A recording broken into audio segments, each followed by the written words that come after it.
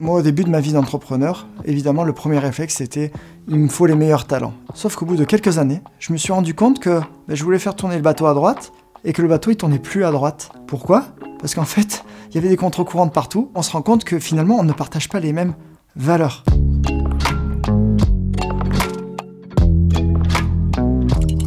En tant qu'entrepreneur, on fait plein d'erreurs, moi le premier. Et faire des erreurs, c'est normal, ça fait partie du jeu, ça fait partie de l'aventure. L'important, c'est de s'en servir pour grandir. Voici pour moi les 5 erreurs que les entrepreneurs doivent absolument éviter.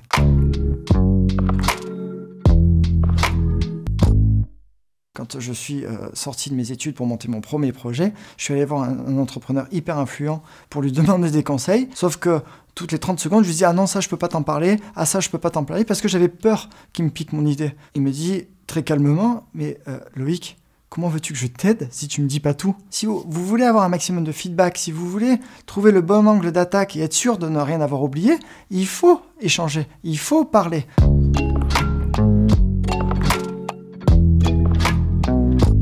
L'idée de base de Swile, c'était de faire une plateforme de commandes groupées pour la pause déjeuner. Quand on avait pitché auprès des premiers restaurants ce concept, le premier restaurateur à qui on a posé la question m'a dit « Est-ce que les collaborateurs vont pouvoir payer en titre restaurant ?» Puisque 70% de mon chiffre d'affaires le midi, moi je le fais en titre restaurant. La majorité avec des titres restaurants en papier. Et là, évidemment, j'ai complètement compris que l'opportunité finalement était de s'attaquer à la dématérialisation des titres restaurants. Il ne faut surtout pas confondre la résilience qui est nécessaire en tant qu'entrepreneur, c'est-à-dire cette capacité à rien lâcher et en se disant que il va peut-être falloir 1 an, 2 ans pour que je trouve le bon angle d'attaque. Il ne faut pas confondre ça, la résilience, avec un entêtement. Changer d'idée, c'est absolument pas un échec, mais c'est une vraie opportunité.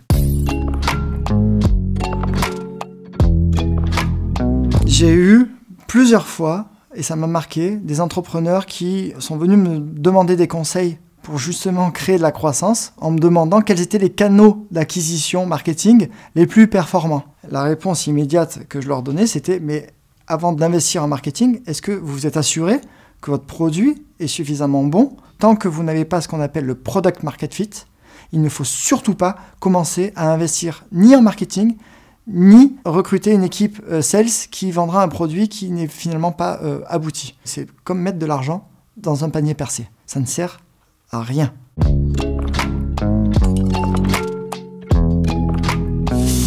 Évidemment, en tant qu'entrepreneur, pour développer votre société, il va vous falloir des fonds. Il va vous falloir les moyens de vos ambitions. Mais il ne faut pas confondre aller chercher un prix ou une subvention qui va vous rapporter quelques dizaines de milliers d'euros et faire une levée de fonds de plusieurs millions qui est quand même transformante sur le futur de votre entreprise. Votre temps est précieux, passez-le sur des choses qui comptent. Et les choses qui comptent, c'est passer du temps sur le produit et passer du temps sur le financement de votre société, mais de manière conséquente.